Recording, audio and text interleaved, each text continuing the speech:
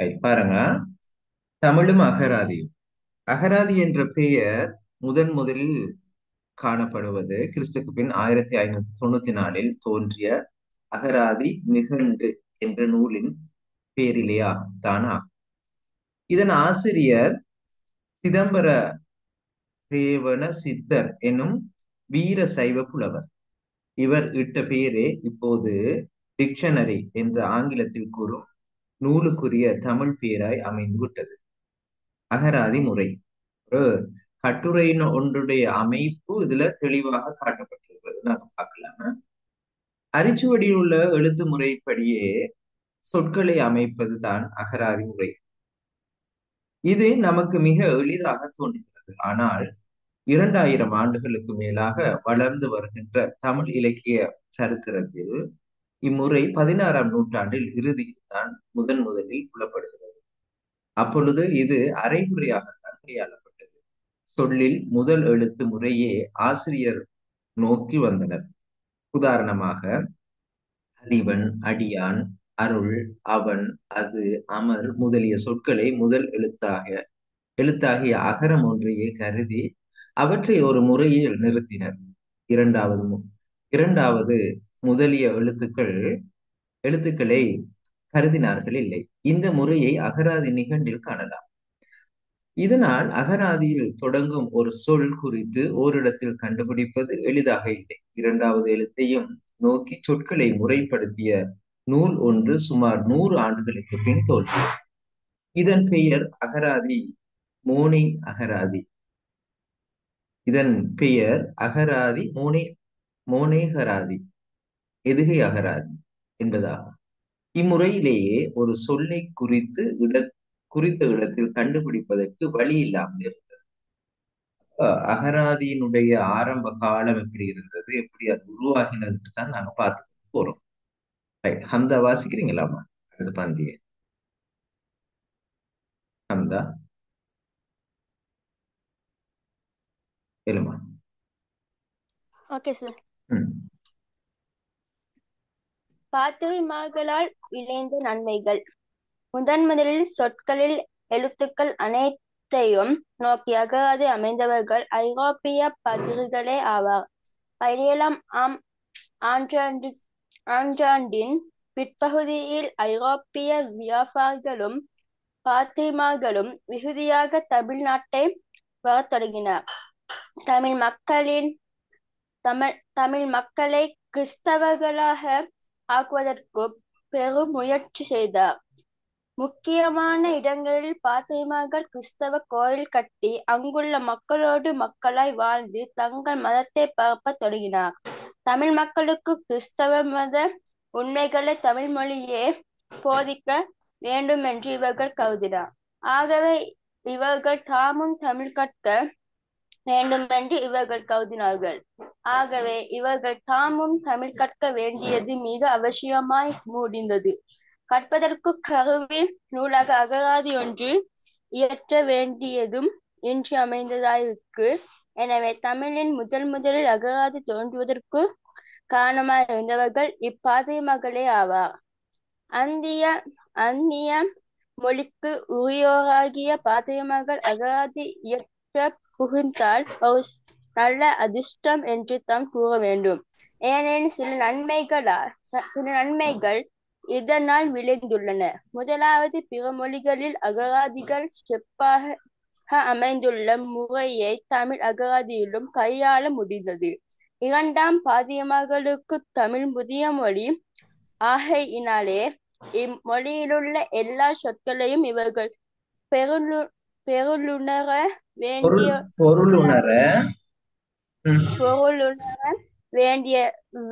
வேண்டியவர்களாயிருந்தனர். ஆகவே கடின பதம், எளிய பதம் என்ற வேற்றுமையின்றி எளிய பதங்களுக்கு கூட பொருள் விளக்க வேண்டியது அவசியமாயிற்று. பதம் என்று சொன்ன என்ன? எளிய பதம், கடின பதம் என்று சொல்றாங்க தானே. பதம் என்று சொன்ன என்ன? பதம் என்றா சொல்ல, அதாவது எளிமையான சொற்கள், கடுமையான சொற்கள் எல்லாவற்றுக்கும் பொருள் சொல்ல வேண்டி வந்துச்சான். எளிய பதங்களுக்கு கூட பொருள் விளக்க வேண்டி வேண்டியது அவசியமாயிற்று. உதாரணமாக நான், அது, வீடு முதலிய சொற்களையும் அகராதியில் விளக்க வேண்டியதாயிற்று. மூன்றாவது நூல் வழக்கிலன்றி சாதாரண மக்கள் பல பிராந்தியங்களிலும் வழங்கி வந்த சொற்களும் அகராதியில் இடம்பெற்றன. தமிழ் கற்ற பண்டிதர்கள் இவ்வழக்கு சொற்களில் பலவற்றை இலிசன வழக்கு என்றும், இலிசன வழக்கு என்ன தெரிந்தான பிள்ளையே, சாதாரண மக்கள் பேசுகின்ற வழக்கு, என்ன குளோக்கியல் என்று சொல்லுவோமே, அதான் இலிசன வழக்குன்னு சொன்னது. சரியா? இலிசன வழக்கு என்றும் வழிச்சொல் என்றும் ஒதுக்கி விடுவார்கள். ஆனால் அந்நிய நாட்டு பாதிரிகள் இவ்வாறு ஒதுக்க முடியாது. அவர்கள் சாதாரண மக்களோடு, அதிலும் கல்வி பெறாத கீழ்த்தர மக்களோடு பழகி வந்தார்கள். அம்மக்கள் பேசுவதை உணர்வதும் அவர்கள் வழங்கும் சொற்களை உணர்வதும் அவசியம். எனவே அவ்வழக்கு சொற்களை அகராதியில் இடம்பெற்றன. இவ்வாறான தமிழ் மக்களுள் பல இனத்தாரும் வழங்கும் சொற்கள் எல்லாம் அகராதியில் அமைவதற்கு இப்பாதிரிகளை வழிகாட்டியிருந்தார். விளைஞ்சது. அப்ப பாதிரிமார்களோட நோக்கம் சமயத்தை வளர்க்கறது தானே. இப்ப சமயத்தை வளர்க்கின்ற மக்கள் வளர்க்கிறவங்க சாதாரண மக்களோடு நெருங்கி இருப்பாங்க. அவ்வாறு இருந்து அவர்கள் எல்லா சாதாரண மக்கள் பயன்படுத்துகின்ற இந்த சொற்களையும் அவர்கள் இந்த அகராதிகளிலே கொண்டு வர தொடங்கினாங்க. விளைஞ்சுதா? சரியா? சஹலா வாசிக்கிறீங்களா? சஹலா ஓகேயா? வாசிங்க பிள்ளைல யார்? சரி,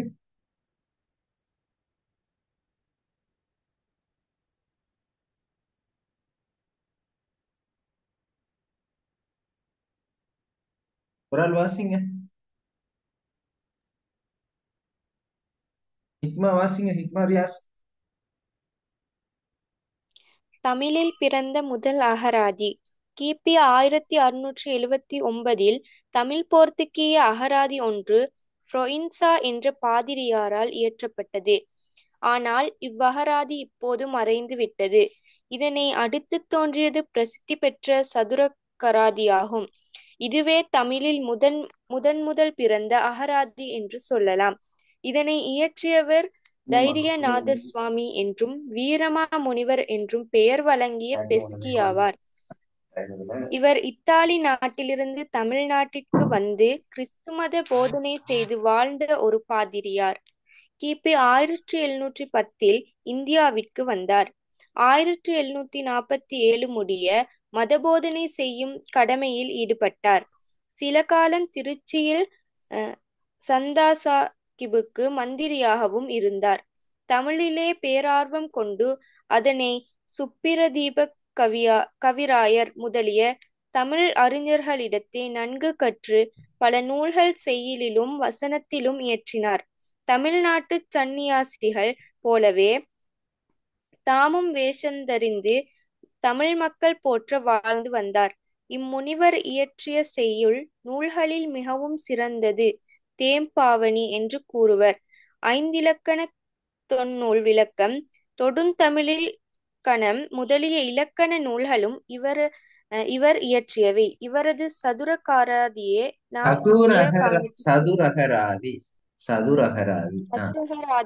நாம் இங்கே கவனித்தற்குரியது. சதுரகராதி என்றால் 4 வகைப்பட்ட அகராதி நூல் என்று பொருள். 4 வகையாவன: பெயரகராதி, பொருளகராதி, தொகையகராதி, தொடையகராதி. பெயரகராதியில் ஒரு சொல்லுக்குரிய பல பொருள்கள் கொடுக்கப்பட்டிருக்கும். பொருளகராதியில் ஒரு பொருளுக்குரிய பல பெயர்களும் காணப்படும்.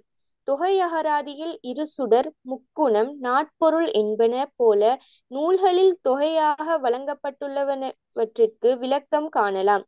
தொடையகராதியில் செய்யுட்கு வேண்டும் எதுகைச் சொற்கள் ரைமிங் வேர்ட்ஸ் வரிசையாய் அமைக்கப்பட்டுள்ளன. இந்நூலில் நாம் முக்கியமாக கவனிக்க வேண்டியது ஒன்று உண்டு. அகராதிகள் தோன்றுவதற்கு முன் அவற்றின் ஸ்தானத்தில் உதவிய நூல்கள் நிகண்டுகளாகும். இந்நிகண்டுகள் மனப்பாடம் செய்வதற்கு என்று ஏற்கப்பட்டன. சுமார் கிபி 8ஆம் நூற்றாண்டிலிருந்து இவற்றின் வரலாறு நமக்கு தெளிவாகியுள்ளது. நிகண்டு என்ற வடசொல்லுக்கு தொகுதி என்று பொருள். முதல் தோன்றிய நிகண்டு திவாகரம் ஆகும். திவாகரம் முதலிய நிகண்டுகளில் தெய்வம், மக்கள், விலங்கு, மரம், இடம், பல்பொருள், பண்பு, செயல், ஒளி முதலிய 12 தொகுதிகளாக பெயர்கள் வகுத்து கூறப்படுகின்றன. இவ்வகை நிகண்டுகளில் முக்கியமானவற்றிலுள்ள சொற்களையெல்லாம் திரட்டி சதுரகராதி தந்துள்ளது. ஆகவே நிகண்டுகளை கற்று மனப்பாடம் செய்ய வேண்டிய அவசியம் இல்லாமல் ஒழிந்தது. இவ்வகராதி இயற்றப்பட்டது கிபி 1732. ஏடுகளில் இது பிரதிகள் செய்ய பெற்று தமிழ்நாடு முழுவதும் பரவியது. ஆங்கிலத்தில் டாக்டர் ஜான்சன் தமது அகராதியை 1755 இயற்றி வெளியிட்டார்.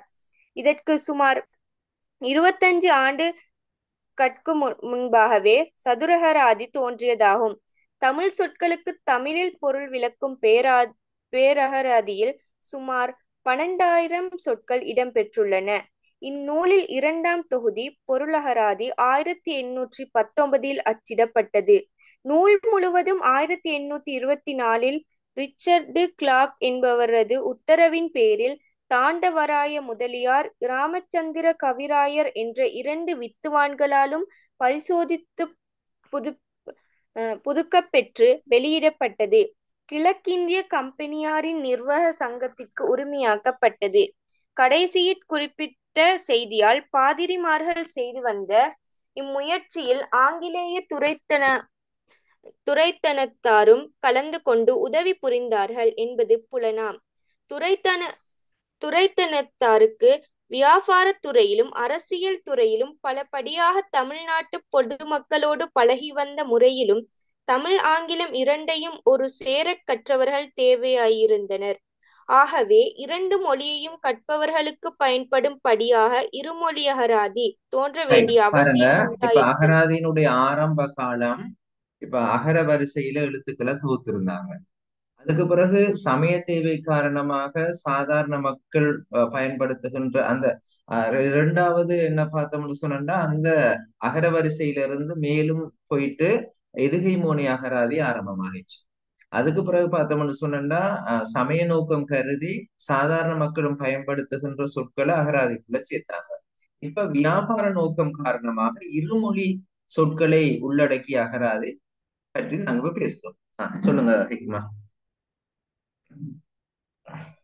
பெப்ரிசியஸ் ஃப்ரெய்ட்ஹெப்ட் என்ற 2 ஜெர்மன் பாதிரிகள் தமிழ் ஆங்கில அகராதி ஒன்றை 1779 இயற்றினர். இதில் 9,000 சொற்கள் அடங்கியுள்ளன. ஒவ்வொரு சொல்லின் கீழும் பல வழக்குத் தொடர்களும் கொடுக்கப்பட்டுள்ளன. 185 பக்கங்களுள்ள ஒரு சிறு நூலாக சென்னையில் இது வெளியிடப்பட்டது.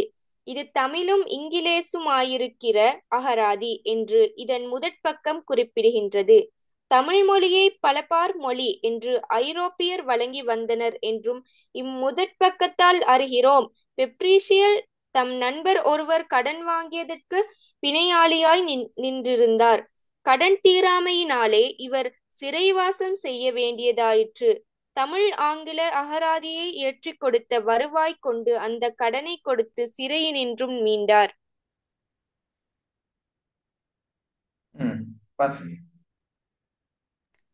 பெப்ரிசியஸ் அகராதியால் தோன்றிய அகராதி முயற்சி. பெப்ரிசியஸ் இயற்றிய அகராதி ஒரு சிறு நூல் என்றேன். எனினும் தமிழ்நாட்டிலும் யாழ்ப்பாணத்திலும் அகராதி பற்றிய முயற்சி தொடர்ந்து நடப்பதற்கு இது ஒரு தூண்டுகோலாய் உதவியது. சுமார் 1833 யாழ்ப்பாணத்து அமெரிக்கன் மிஷன் அதிகாரிகள் தமிழ் அகராதி ஒன்றும் ஆங்கில அகராதி ஒன்றும் இயற்ற வேண்டும் என்று ஏற்பாடு செய்தனர். திஸ்ஸெரோ பெர்சிவல் பாதிரியார் முதலியவர்களின் துணை கொண்டு ரெவரண்ட் நைட் என்பவர் அகராதிகளுக்குரிய சொற்களை திரட்டி வந்தனர். நைட்டின் மரணத்தால் 1838 இவ்வேலை நின்று போய்விட்டது. யாழ்ப்பாண அகராதி. ஆனால் இத்தொகுப்பு வேலை வீண் போகவில்லை. இதனால் ஆதாரமாக கொண்டு யாழ்ப்பாணத்தில் சந்திரசேகர பண்டிதர் ஒரு தமிழ் அகராதி இயற்றி முடித்தனர். இதற்கு சென்னை களத்தூர் வேதகிரி முதலியார் ஒரு அனுபந்தமும் சேர்த்தனர். ரெவரண்ட் ஸ்பால்டிங் என்பவரால் 1842 இது வெளியிடப்பட்டது. யாழ்ப்பாண அகராதி என்றும் வழங்கியது. இதுவே தமிழ் மொழியிலுள்ள எல்லா சொற்களையும் அடக்க முயன்ற அகராதிகளில் முதலாவது. இதில் சுமார் 58,500 சொற்கள் அடங்கியுள்ளன. தமிழில் நூல் வழக்கிலாவது உலக வழக்கிலாவது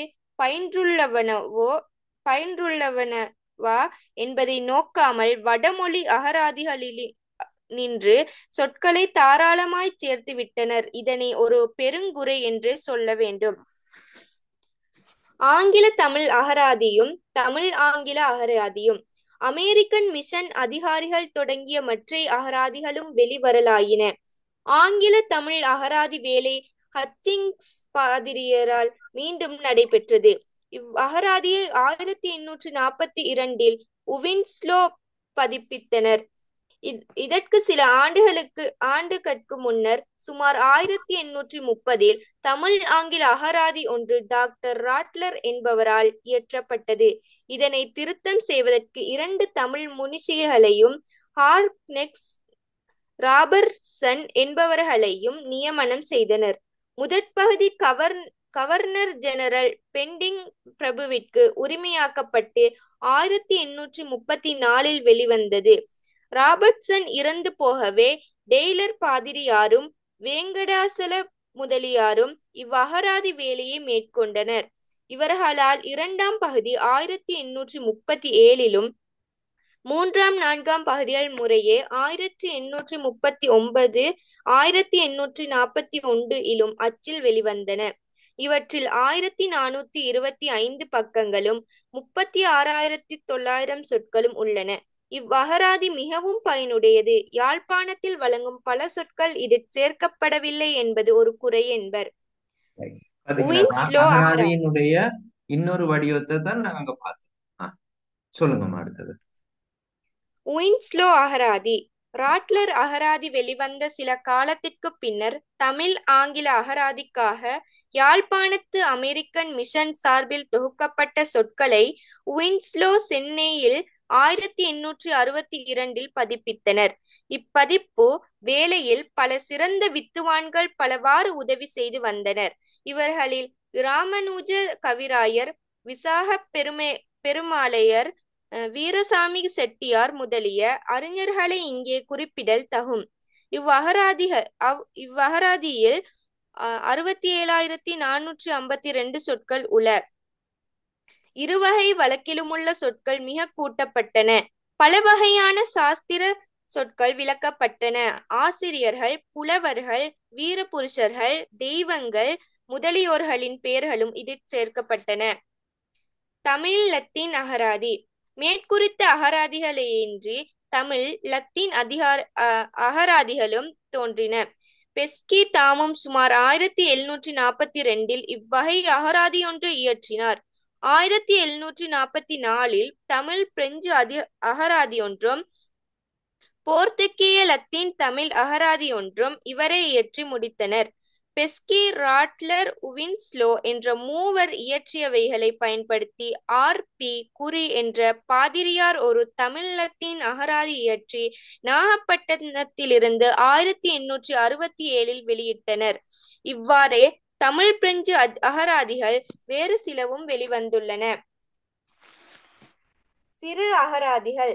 உவின்ஸ்லோ அகராதி மிகவும் பெரிய நூல், எல்லோருக்கும் உதவக்கூடியதல்ல. ஆகவே அடக்கமான சிறு அகராதிகள் இயற்றுவதில் ஒரு சிலருக்கு நோக்கம் எழுந்தது. G.U. போப் பாதிரியார் இவ்வகை சிற்றகராதி ஒன்றை 1859 இயற்றி வெளியிட்டனர். பொதுக்கல்வி அதிகாரியின் உத்தரவின் பேரில் ஒரு சிற்றகராதி 1870 தயாரிக்கப்பட்டது. இதனை திருத்திய நல்ல பதிப்பாக 1888 மல்லாகம் விசுவநாத பிள்ளை பதிப்பித்தார். தரங்கம்பாடி அகராதி. பேரகராதிகளுக்கும் இடைப்பட்டதாய் பொதுமக்களது தேவைக்கு உதவுவதாய் ஓர் அகராதி வேண்டப்படுவதாயிற்று. இத்தேவையை நிரப்ப 1897 தரங்கம்பாடி அகராதி தோன்றியது. இது பெப்ரீஷியஸ் அகராதியை ஆதாரமாக கொண்டது. ஒரு முக்கியமான முறையையும் இது கையாண்டது.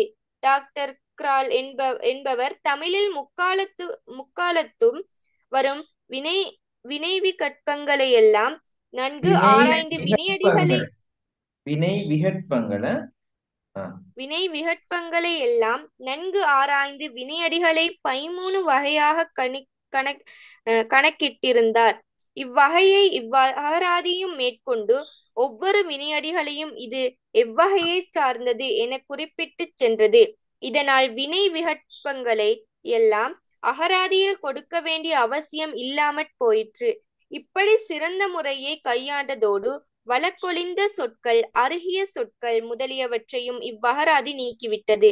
இதில் 11,590 சொற்களும் 21,305 தொடர்களும் அடங்கியுள்ளன. கதிரை வேட்பிள்ளை தமிழ் அகராதி. இங்கனமாக இருமொழி அகராதிகள் படிப்படியாய் திருத்தமடைந்து பெருகின. ஆனால் ஒருமொழி அகராதி விருத்தி அடையாது ஒரு நிலையிலே வெகு காலம் நின்றுவிட்டது. யாழ்ப்பாண அகராதி ஒன்றுதான் பயன்பட்டு வந்தது. அதனையும் பதிப்பாளர்களும் பிரசுகர்த்தர்களும் பாழாக்கி வந்தனர். அச்சுப்பிழைகள் கூட திருத்தப் பெறாமல் இன்றும் பதிப்புகள் வெளிவந்த வண்ணமாயுள்ளன. இதற்கு ஒரு விளக்காக கதிரை வேட்பிள்ளை இயற்றி வெளியிட்ட அகராதியை சொல்லலாம். இவர் 40 வருஷங்களுக்கு முன் விளங்கிய ஒரு சிறந்த தமிழ் பண்டிதர். யாழ்ப்பாண நாட்டினர். ஆறுமுக நாவலர் சிஷ்ய பரம்பரையை சார்ந்தவர். தமிழ் நாட்டில் சைவ பிரசாரமும் தமிழ் பிரசாரமும் செய்து வந்தவர். இவரும் கூட தமது பிரசுரகர்த்தகர்கள் தம் அனுமதியின்றி பதிப்புகளை பெருக்கி வந்தனர் என்று முறையிட்டு எழுதியுள்ளார். தமிழ் சங்க அகராதி. இந்நிலையில் யாழ்ப்பாணத்திலேயே நீதிபதியாயிருந்த C.W. கதிர்வேட்பிள்ளை ஒரு சிறந்த பேரகராதி வெளிவிட வேண்டி அதற்குரிய முயற்சிகளை செய்தார்.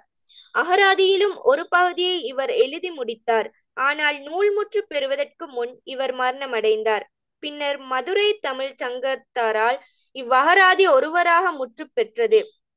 இந்த காரணத்தால் தமிழ் சங்க அகராதி என்று இதனை வழங்குவர். இதில் நூற்றுக்கணக்கான தமிழ் சொற்கள் வட சொற்கள் புதிதாக சேர்க்கப்பட்டன.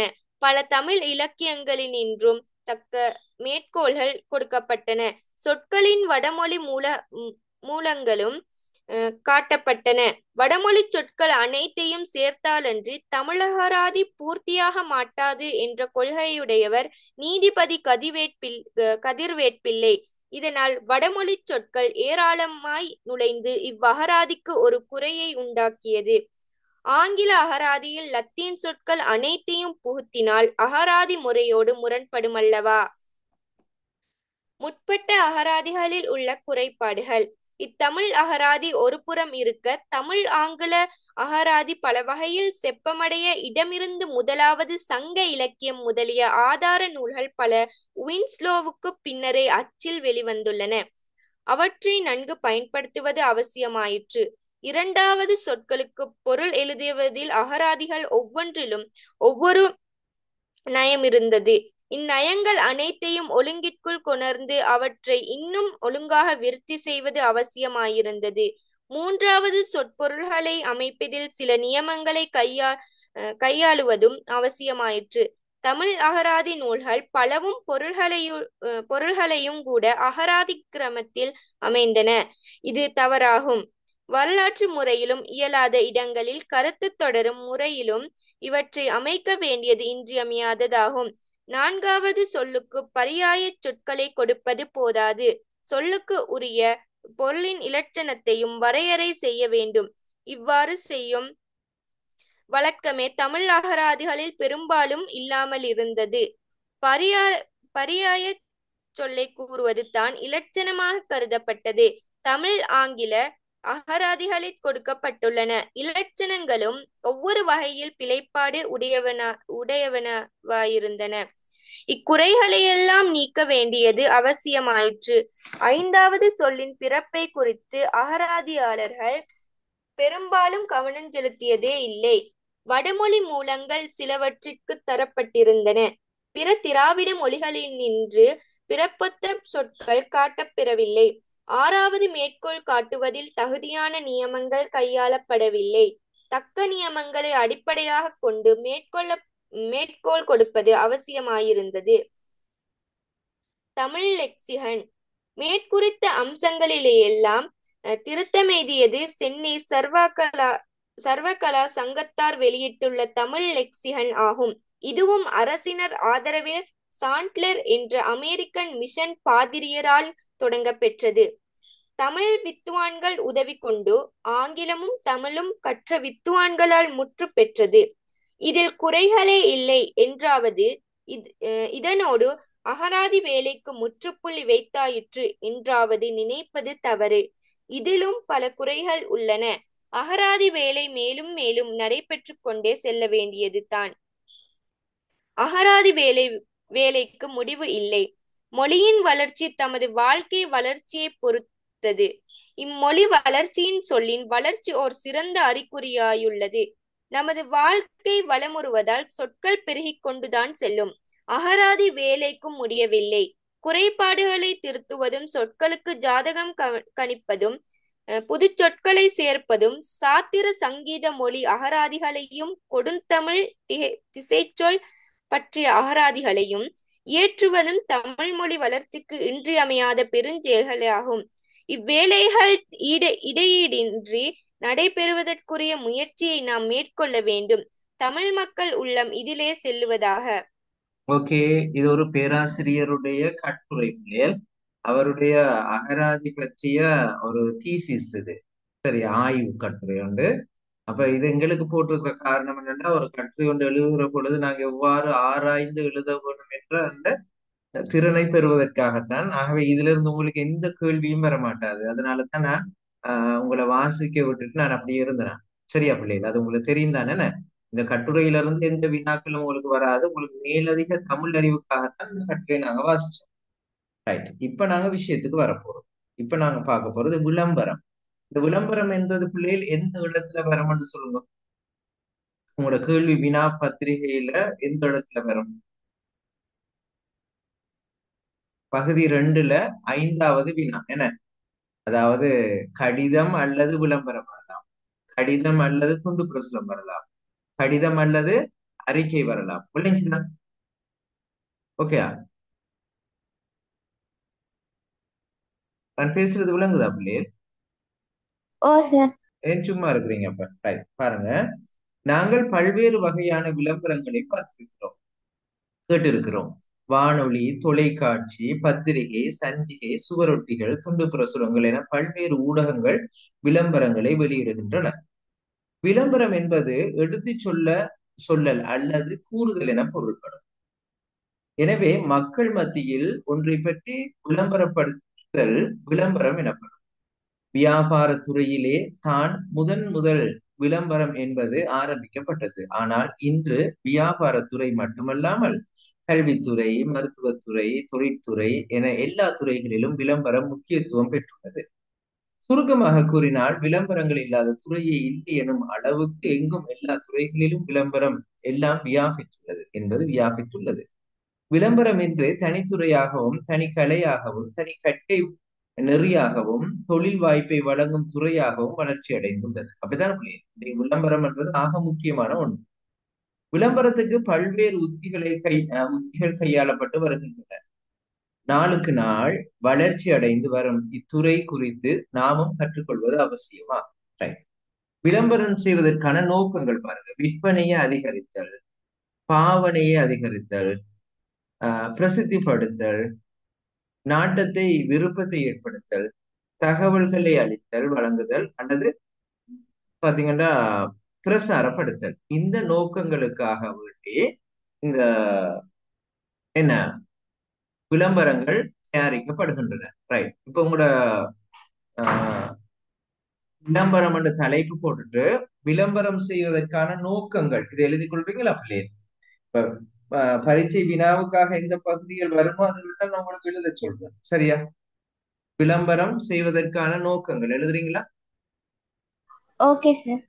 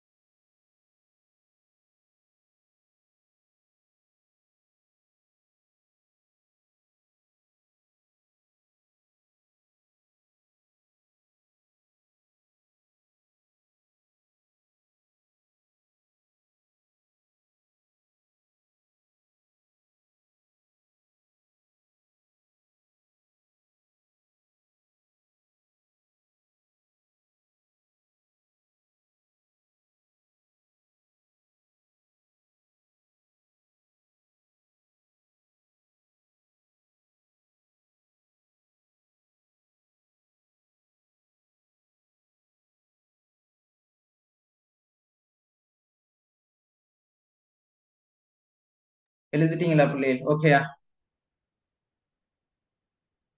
சரியா? பேசணும் பிள்ளைகள். ஓகே நோக்கங்கள் சார். நோக்கங்கள் எழுதி ஓகே சார். முடிஞ்சா ஹேண்ட் ரைஸ் பண்ணணும். அடுத்து பாருங்க, விளம்பரத்தில் இடம்பெற வேண்டிய அம்சங்கள்.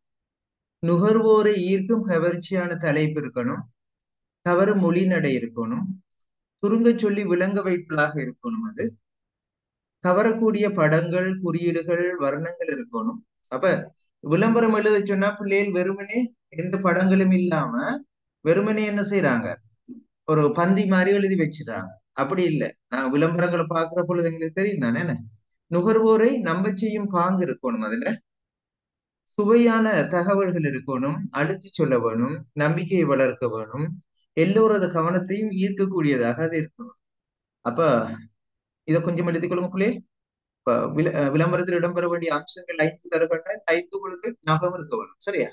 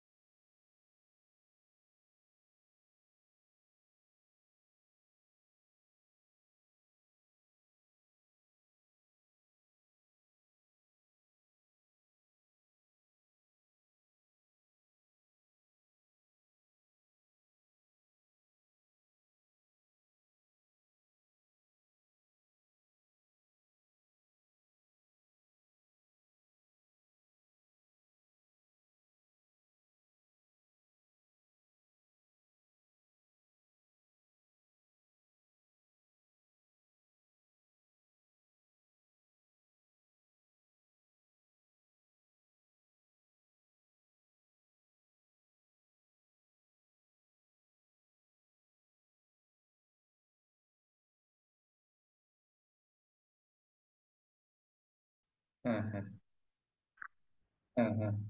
ஓ, வனிதா சொல்லிக் கொள்ளையில அது கொஞ்சம் இருங்க. இந்த இந்த விளம்பரத்தின் பாகங்களையும் விளம்பரத்தின் விளைவுகளையும் எழுதுங்க பிள்ளைகள்.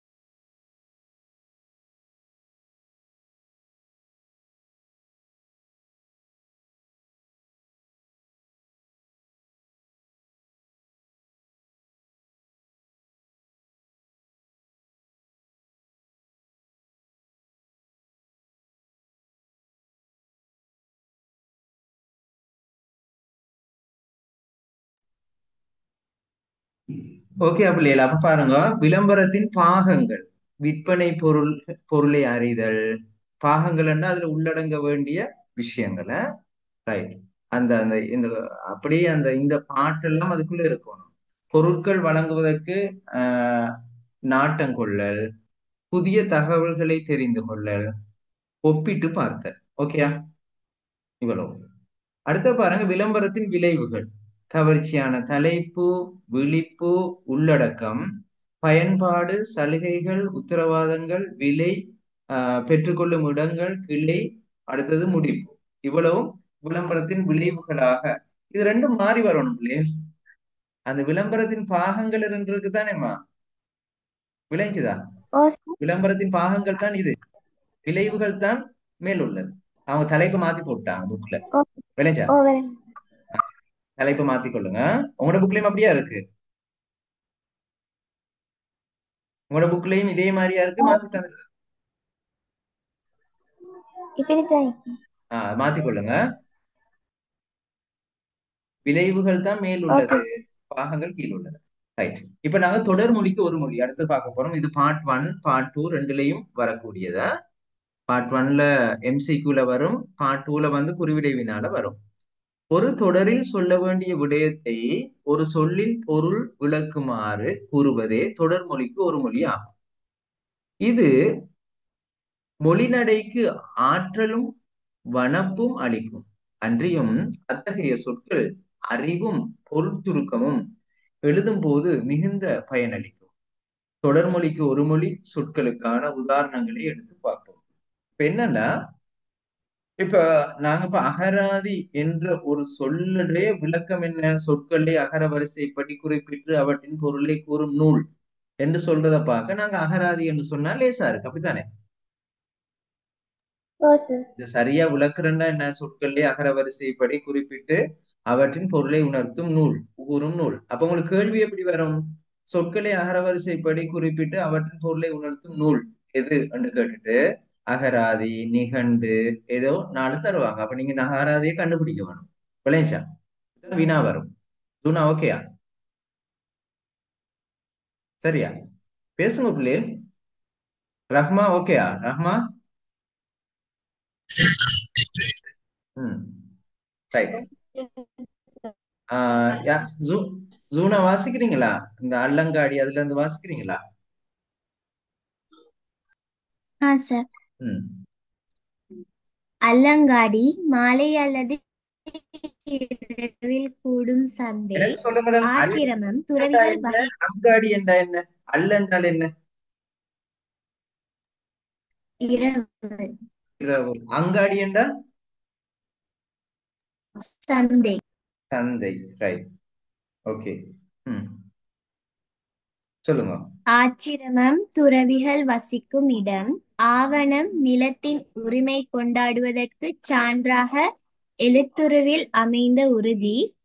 இடக்கரடக்கல் சபையில் சொல்லத்தகாத சொல்லை மறைத்து வேறு வகையில் சொல்லுதல். இராக்கதம் பெண்ணும் சுற்றமும் உடன்படாமல் வலிந்து கொள்ளும் மனம். ஈமக்கிரியை ஒருவர் இறந்த பின்னர் செய்யப்படும் சமய சம்பந்தமான இறுதி கிரியைகள். உரைக்கல் பொன்னை உரைத்து அதன் தரம் அறிய உபயோகிக்கப்படும் ஒரு வகைக்கல். உவமானம் ஒரு பொருளுக்கு ஒப்பாக எடுத்து சொல்லப்படும் மற்றொரு சொல். ஊதாரி வீணே செலவு செய்வோம். எதுகை அடித்தோறும் செய்யுட் சீர்களின் அல்லது வாக்கியத்தில் சொற்களில் இரண்டாவது எழுத்து ஒன்றி வரத் தொடுப்பது. எய்ப்பில் வைப்பு முதுமை கால தேவைகளுக்காக சேமித்து வைக்கப்படும் பொருள். ஏகபோகம் ஒருவர் முழு பொருளையும் தானே தனித்து அனுபவித்தல். ஒப்பாரி ஒருவர் இறந்த பின்னர் அவரின் உறவினர்கள் அவரை நினைத்து புலம்புதல். ஒப்புரவு உலக நடையறிந்து ஒழுகுதல். ஓலக்கம் அரசன் சபா மண்டபத்திலே அமைச்சர், படைத்தலைவர், அறிஞர் முதலிய பரிவாரத்தினர் சூழ வீற்றிருக்கும் இடம். ஓம்படை பேணி பாதுகாத்து தருமாறு ஒருவரை இன்னொருவரிடம் ஒப்படைத்தல். சிரஞ்சீவி நெடுங்காலம் வாழ்பவன். சேக்குன்று அரசர்களுக்குரிய சோலையில் செயற்கையாக அமைக்கப்பட்ட சிறு குன்று.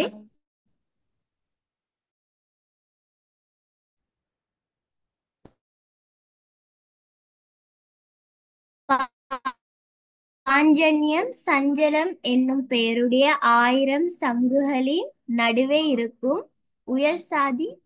சார் அது விளங்குது இல்ல.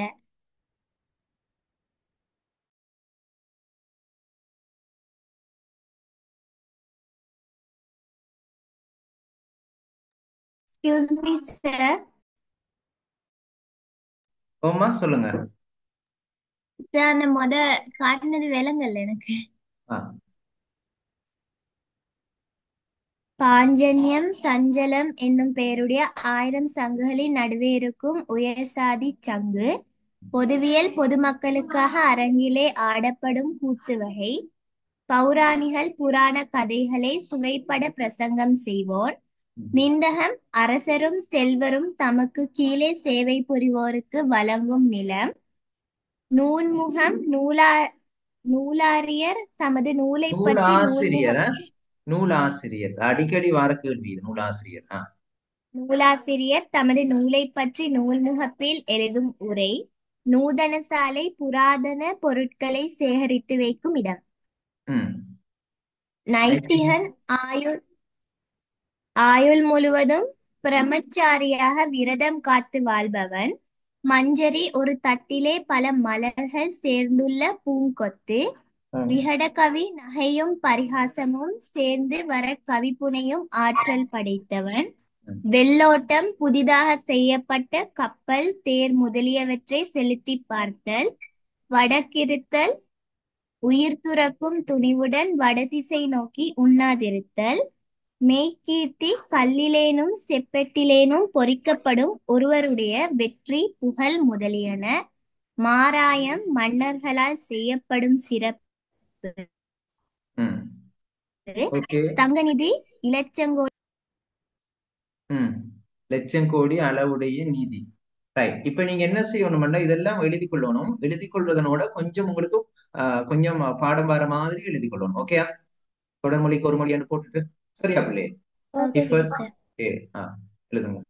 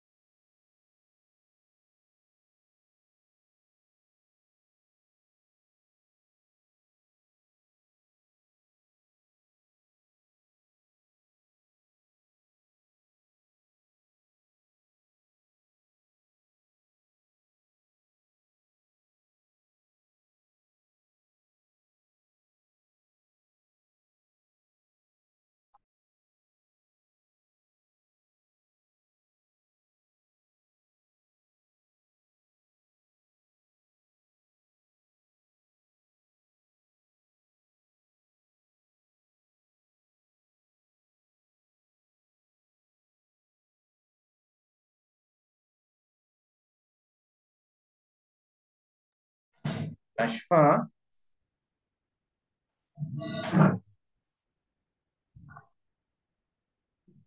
நஷ்பா இருக்கிறீங்களா?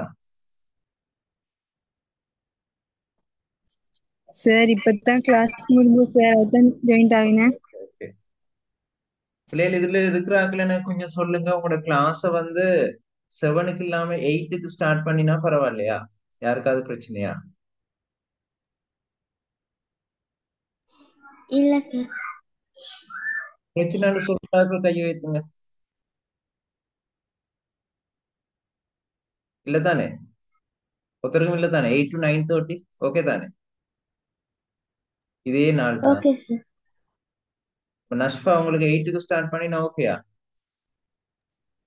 Okay sir. பரவாயில்லமா சார்? சரி பாப்போமே. இவங்க எல்லாரும் ஓகேன்னா பரவாயில்ல. நான் இப்ப எனக்கு 8:30 கேட்கிற கிளாஸ் அந்த பிள்ளைகிட்ட கேட்டு அவங்கள முன்னுக்கு போடணும். நான் அவங்கள்ட்ட கேட்டுக்கொள்றேன். சரியா? ஆஹா. ஓகே. ஓகே இருந்தாலும் அடுத்த கிளாஸ் 8க்கு போட்டுருந்தேன்.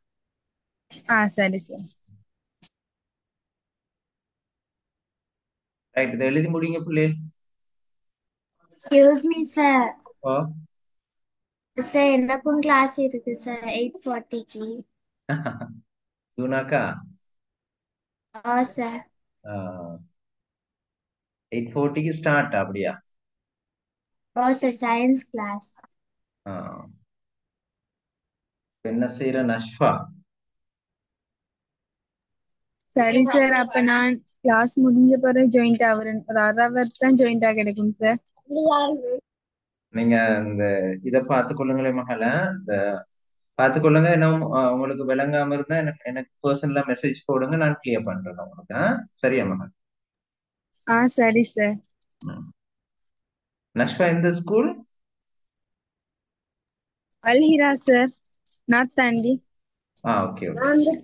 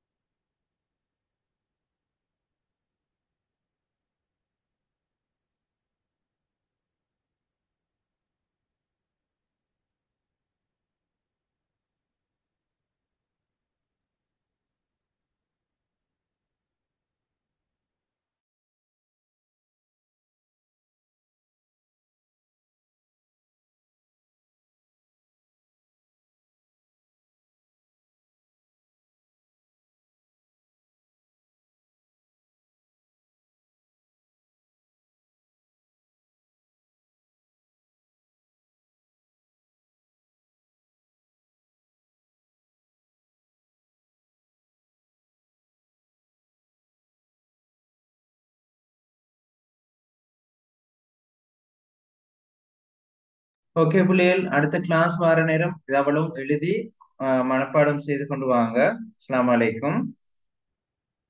வலைக்கும் அஸ்ஸலாம்.